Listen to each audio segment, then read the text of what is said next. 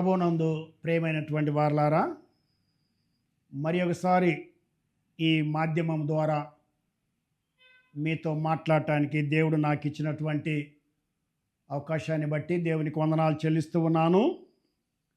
ఈ దినాల్లో క్రైస్తవులందరూ కూడా ఎంతో ఆందోళనతో ఉన్నారు. కనుక ఈ సమయంలో మనము ఎఫెసీ పత్రిక 6వ అధ్యాయము 18వ వచనాన్ని చదువుకొని ఈ కష్టకాలంలో ఆందోళనతో ఉన్నటువంటి ఈ దినాల్లో మనం ఏమి చేయాలా అనేటువంటి ఒక విషయాన్ని మీ ముందు ఉంచాలని దేవుడు నన్ను ప్రేరేపించాడు. ఎఫెసీ పత్రిక 6వ అధ్యాయము 18వ వచనము, ఆత్మ వలన ప్రతి సమయమునందును ప్రతి విధమైన ప్రార్థనను విజ్ఞాపనను చేయుచు ఆ విషయమై సమస్త పరిశుద్ధుల నిమిత్తమును పూర్ణమైన పట్టుదలతో విజ్ఞాపన చేయుచు మెలకువగా ఉండుడి. ఏ అనుమానము లేకుండా సంఘము శ్రమల గుండా వెళుతూ ఉంది, కష్టదినాల్లో ఉన్నది. క్రైస్తవులు హింసించబడుతూ ఉన్నారు. కొన్నిసార్లు సరైనటువంటి కారణము లేకుండా క్రైస్తవులు మరి హింసించబడుతూ ఉన్నారు. మరి ఇటీవల చోటు చేసుకున్నటువంటి పరిస్థితులను నేను వివరించవలసినటువంటి అవసరం లేదు.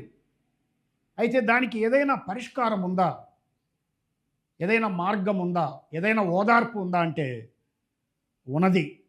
అదేమిటి అని అంటే, దేవుని పిల్లలైనటువంటి వారు ప్రార్థన చేస్తే చాలు. ఎఫెసీ పత్రిక 6:18 ఏముందంటే, ఆత్మ వలన ప్రతి సమయమునందును ప్రతి విధమైనటువంటి ప్రార్థనను విజ్ఞాపనను చేయుచు.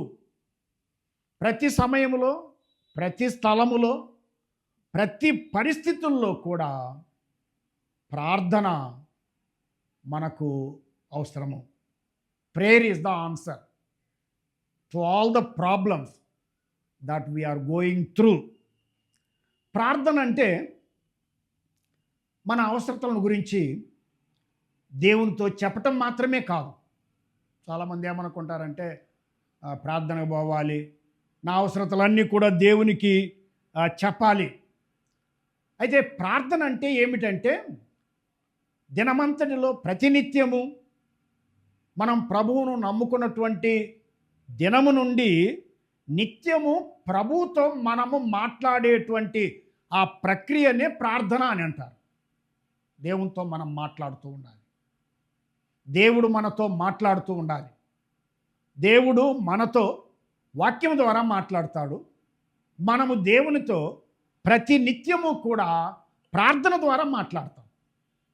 కష్టాలు, బాధలు, అనారోగ్యాలు, మన వ్యసనాలు, ఇవన్నీ కూడా ప్రార్థన ద్వారా మనము దేవునికి తెలియపరుస్తాం. ఈ ప్రార్థనలో ఆరాధన ఉండాలి.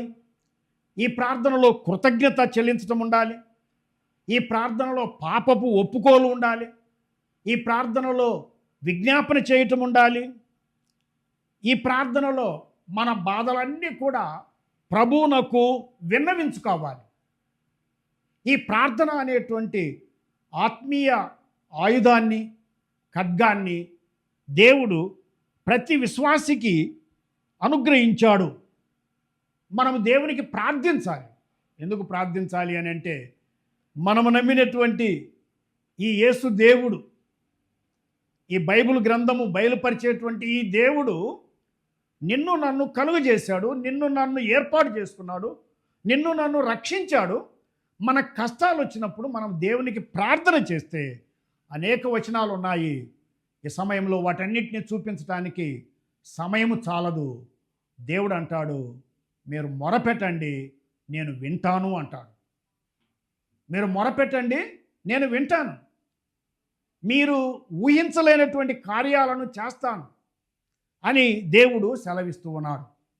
మరి ముఖ్యముగా ఇర్మియా గ్రంథము 33వ అధ్యాయము 3వ వచనములో మనందరికీ తెలిసినటువంటి ఒక వాగ్దానం ఏమిటి అని అంటే, నాకు మొరపెట్టుము, ఇర్మియాతో దేవుడు మాట్లాడుతూ, నాకు మొరపెట్టుము, నేను నీకు ఉత్తరం ఇచ్చేదను, నీవు గ్రహింపలేని గొప్ప సంగతులను, గూఢమైన సంగతులను నీకు తెలియచేయుదును.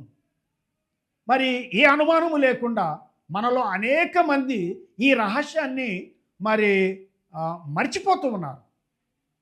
మనం దేవునికి మొరపెడితే మనము గ్రహించలేనటువంటి విషయాలను కూడా దేవుడు బయలుపరుస్తాను అని ఆయన తెలియపరుస్తున్నాడు. లేక మన ప్రార్థన వింటానంటున్నాడు, మన ప్రార్థనకు జవాబిస్తానంటున్నాడు, కష్టాల్లో మనల్ని నడిపిస్తానంటున్నాడు, మనకు జ్ఞానము తక్కువగా ఉన్నప్పుడు జ్ఞానాన్ని ఇస్తానంటున్నాడు, మనము చింతల్లో బాధల్లో ఉన్నప్పుడు సహాయం చేస్తానంటున్నాడు. మనం ప్రార్థించినప్పుడు ఆయన మనకు సమీపముగా ఉంటాడు. యాకోబు అనేటువంటి భక్తుడు అంటాడు, మీరు దేవుని యొద్దకు రండి, అప్పుడు ఆయన మీ యొద్దకు వచ్చును. కనుక ప్రార్థన ద్వారా మనము దేవుణ్ణి సమీపిస్తాం, దేవునితో మాట్లాడతాం. ఆ దేవుడు ఆయన చేతులను చాచి ఆయన సన్నిధికి రమ్మని మనలందరినీ కూడా ఆహ్వానిస్తూ ఉన్నాడు.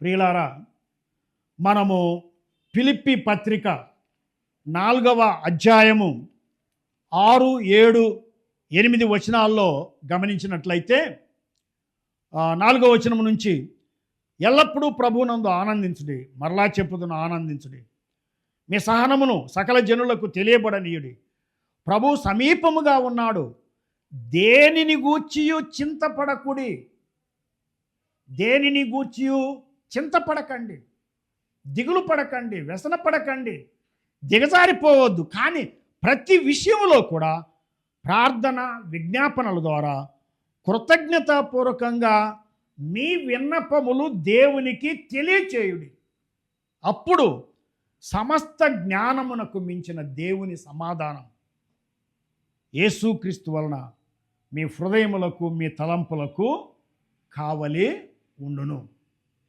ఇది దేవుని వాక్యం. ఎప్పుడైతే మన యొక్క బాధలు, కష్టాలు దేవునికి తెలియజేస్తామో, ఆ కష్టాల్లోనే, ఆ ఇరుకులోనే దేవుడు మనకు విశాలత కలిగిస్తాడు. ఆ అశాంతిలోనే దేవుడు శాంతినిస్తాడు, సమాధానాన్ని ఇస్తాడు, శత్రువులను అణగద్రొక్కుతాడు, శత్రువులను ఎదిరించగలిగినటువంటి శక్తిని ఇస్తాడు, వారి నోర్లను మూయించగలిగినటువంటి వాక్శక్తిని దేవుడు మనకు వాక్యము ద్వారా అనుగ్రహిస్తాడు. రోమాపత్రిక 8వ అధ్యాయము మనము చూసినట్లయితే 26వ వచనములో మనం ఎలాగ ప్రార్థన చేయాలో మనకు తెలియదు. మనం ప్రార్థన చేయడానికి దేవుని చేత నేర్పించబడాలి, దేవుడు మనకు నేర్పించాలి. అయితే మనం ప్రార్థన ఎలాగ చేయాలో మనకు తెలియదు కనుక మనలో ఉన్నటువంటి పరిశుద్ధాత్మ దేవుడే చెప్పనశక్యమైనటువంటి మూలుగులతోనూ మన బలహీనతలను ఎరిగి, చెప్పనశక్యమైనటువంటి మూలుగులతోనూ మహిమాయుక్తమైనటువంటి మాటలతోనూ ఆయన విజ్ఞాపన చేయుచూ ఉన్నాడు. చెప్పనశక్యమైనటువంటి మూలుగులు, మహిమాయుక్తమైనటువంటి మాటలు అని అంటే భాషల్లో ప్రార్థన చేయటం కాదు. దాని అర్థం ఏమిటి అని అంటే, మరి భారమైనటువంటి హృదయముతో, వేదనతో, కన్నీటితో ప్రభు సన్నిధికి వచ్చి మనము ప్రార్థించేటట్లుగా మరి పరిశుద్ధాత్ముడు సహాయం చేస్తాడు. మన ద్వారా పరిశుద్ధాత్మ దేవుడు విజ్ఞాపన చేస్తాడు. కనుక ఈ యొక్క కష్టకాలములో ప్రతి క్రైస్తవుడు కూడా చేయవలసింది ఏమిటి అని అంటే, ఆత్మ వలన ప్రతి సమయమునందును ప్రతి విధమైన ప్రార్థనను, విజ్ఞాపనను చేయుడి అనేటువంటి ఆ మాటలు మనము గ్రహించవలసి ఉన్నది. రోమాపత్రిక 8వ అధ్యాయము 28వ వచనములో జ్ఞాపకం చేసుకున్నట్లయితే, దేవుని ప్రేమించు వారికి, అనగా ఆయన సంకల్పము చొప్పున మరి పిలువబడిన వారికి మేలు కలుగుటకై, కీడు కలగటానికి కాదు, మేలు కలుగుటకై దేవుడు సమస్తమును సమకూర్చి ఆయన జరిగిస్తూ ఉన్నాడు. వాటంతట అవి జరగటం కాదు. వాటంతట అవి జరిగినట్లయితే దట్ విల్ బికమ్ ఫేటలిజం, విధిరాత అవుతుంది. వాటంతట అవి జరగటం కాదు, మన మేలు కొరకు దేవుడు మరి సమస్తాన్ని జరిగిస్తూ ఉన్నాడు. కొన్నిసార్లు కీడు రాణిస్తాడు, కొన్నిసార్లు మరణాన్ని రాణిస్తాడు, కొన్నిసార్లు హింసలను రాణిస్తాడు, మరి కొన్నిసార్లు శత్రువు మీద మనకు బలముని ఇస్తాడు, విజయాన్ని ఇస్తాడు మన మేలు కొరకై. కనుక మనం ఎటువంటి పరిస్థితుల్లో ఉన్నా కూడా ఆత్మ వలన ప్రతి సమయమునందు ప్రతి విధమైనటువంటి ప్రార్థన విజ్ఞాపన చేయటానికి నేర్చుకోవాలి. మనకంటే ఎక్కువగా ఆది సంఘము శ్రమల గుండా వెళ్ళింది. యెరూషలేములో ఉన్నటువంటి క్రైస్తవులు, అపోస్తులుడు తప్ప మిగతా వారంతా కూడా చెల్లాచెదరైపోయారు. ఆ శ్రమలలో సంఘము చేసినటువంటి పని ఏమిటి అని అంటే ప్రార్థించారు. వారి ప్రార్థన ఫలితమే సౌలు పౌలుగా మార్చబడ్డాడు. వారి ప్రార్థన ఫలితమే మరి పేతురు చెరసాలలో నుండి విడిపించబడ్డాడు. వారి ప్రార్థన ఫలితమే చెరసాల నాయకుడు రక్షించబడ్డాడు. ప్రార్థన ప్రార్థన ప్రతి క్రైస్తవుడు, ప్రతి క్రైస్తవ సంఘము ప్రార్థన చేయటానికి నేర్చుకోవాలి. యేసు ప్రభు కొండ మీది ప్రసంగములో ఏం చెప్పాడు అని అంటే అది మనకు కూడా వర్తిస్తూ ఉంది. మత్తయి సువార్త 7వ అధ్యాయము 7వ వచనములో, ఆ తర్వాత 11వ వచనములో, అడుగుడి మీకు ఇయ్యబడును, వెదకుడి మీకు దొరుకును, తట్టుడి మీకు తీయబడును. అడుగు ప్రతివాడు పొందును, వెదకువానికి దొరుకును, తట్టువానికి తీయబడును.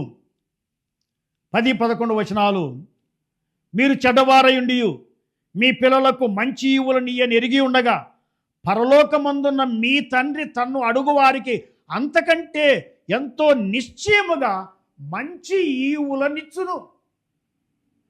మంచి ఈవులనిస్తాడు, మంచి పరిస్థితిని ఇస్తాడు, మంచి జీవితాన్ని ఇస్తాడు. మనతో ఉంటాడు, మనలో ఉన్నాడు, ఆయన మనల్ని కాపాడుతాడు.